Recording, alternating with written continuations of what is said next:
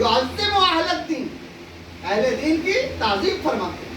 वयुहिब्बुल मसाकीन, मसाकीन से, बल्कि रिवायात में आया है कि एक दिन कुछ मसाकीन अपने दस्तरखान पर कुछ को रोटियों के टुकड़े रखकर तनावुल कर रहे थे कि मौला कायनात का साथ से गुजर हुआ।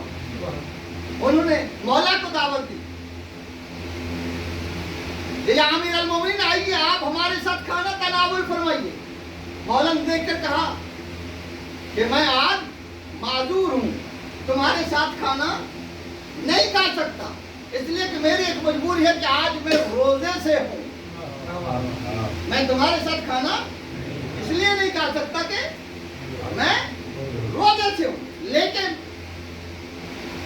मैं तुम्हें दावत देता हूँ, कल तुम मेरे पास आ जाना, कल बैठ के इकट्ठे खाना खाएंगे। मैं तुम्हें दावत देता हूँ, आज चूंकि मैं रोजे से हूँ इसलिए तुम्हारी दावत मैं कबूल नहीं कर सकता, मेरी मजबूरी है, लेकिन तुम सबको मैं दावत देता, कल मेरे पास आ जाना, मेरी तरफ से तुम्हें दावत है, कल हम सब बैठ के इकट्ठे। मौला अमीरुल मोमिनीन मसाकीन से मोहब्बत फरमाया करते थे। अमीरुल मोमिनीन के चाहने वालों में कुछ मसाकीन भी थे और कुछ साहिबाने सरवत भी थे। जो है तलवार पड़ी मिल के बाबा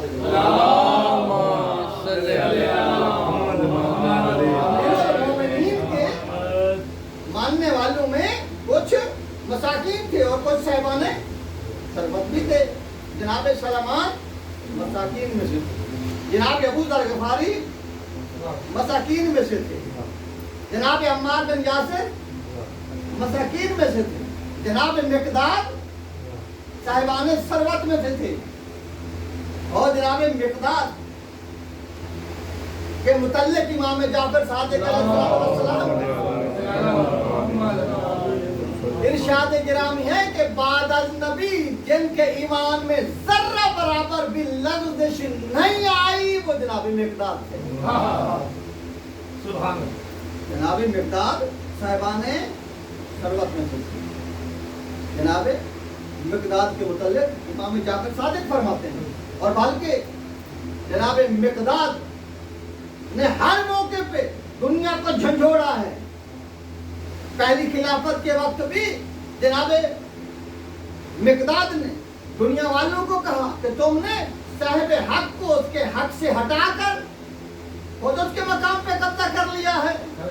जब दूसरी खिलाफत का वक्त आया तब भी कहा, जब तीसरी खिलाफत का वक्त आया तो जनाब मिक़दाद ने अब्दुर्रहमान इब्न औफ को झंझोड़ कर कहा कि तीसरी मर्तबा तुमने गलती कर ली, साहिब हक को उसके मकाम से हटाकर खुद उस मकाम पे काबिज हो गए।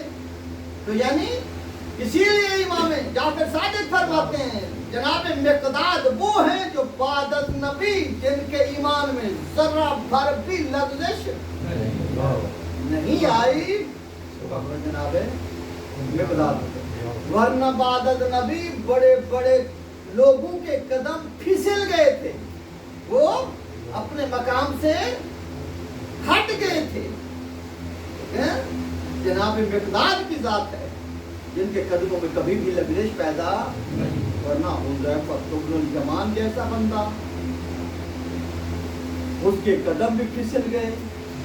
हुज़ैफ़ा इब्नुल यमान गवर्नर था मदाइन का, हजरत उस्मान के ज़माने में हजरत उस्मान ने मदाइन का गवर्नर बनाया और जब अमीरुल मोमिनीन का दौर इक़्तिदार आया तो जनाब अमीरुल मोमिनीन ने भी मदाइन का गवर्नर बरकरार रखा और जब अमीरुल मोमिनीन का दौर इक़्तिदार आया तो हुज़ैफ़ा इब्नुल यमान ने लोगों को इकट्ठा किया।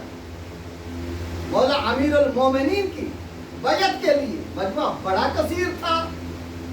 हुज़ैफ़ा इब्नुल यमान ने मिंबर पे आके तकरीर करनी शुरू की। तकरीर बड़ी तुरानी थी, फसाहत और बलागत से लबरेज थी। जब इस जुमले पे आया कि अल-आन राजा अल हक को इला लिसाने کہ اب اس وقت حق اپنے مرکز پر آ گیا. نعرہ حیدری جنودی امام زمان مطلع ملندر کلاما.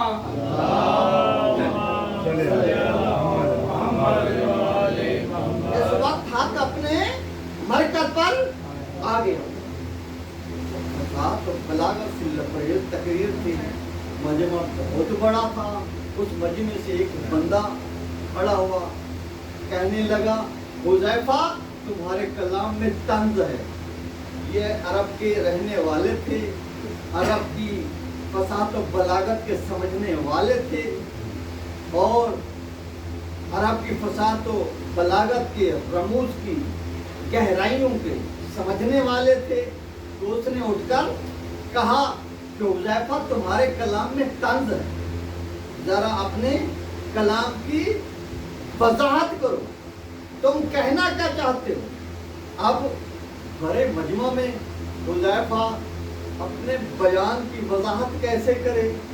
مرتبہ حذیفہ بن الیمان نے کہا کہ اس وقت میرے پاس وقت بہت کم ہے, تم ذرا گورنمنٹ ہاؤس میں آ جانا, پھر میں تمہیں سمجھاؤں گا کہ میرے کہنے کا مطلب کیا تھا. جب یہ آیا, بحث و مباحثہ شروع ہوا, تو اس وقت اس نے حذیفہ بن الیمان سے کہا حذیفہ تو تو وادی عقبہ کا گواہ تھا, تو تو وادی عقبہ کا گواہ تھا, پھر تجھے کیا ہوا کہ تیرے قدم پھسل گئے تو ولایت علی سے ہٹ کر دوسروں کے پاس چلا گیا. جو ہے تو تو وادی عقبہ کا گواہ تھا. یہ وادی عقبہ وہ مقام ہے جب پیغمبر جنگ تبوک سے واپس آ رہے تھے. رات کو پیغمبر نے سفر کیا, رات بڑی تاریک تھی, آپ کو ہاتھ نہیں دکھتا تھا. کچھ لوگوں نے سازش کی تھی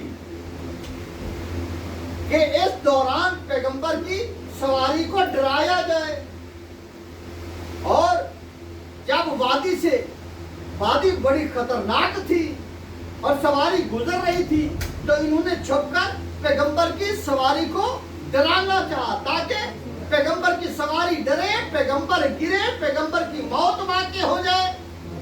تو انہوں نے 6 آدمیوں نے سازش تیار کی تھی, لیکن بدل چھائے ہوئے تھے. جب یہ آدمی ڈرانے کے لیے آگے بڑھے, آسمان سے بجلی چمکی, تو اس وقت حذیفہ بن الیمان اور جناب عمار بن یاسر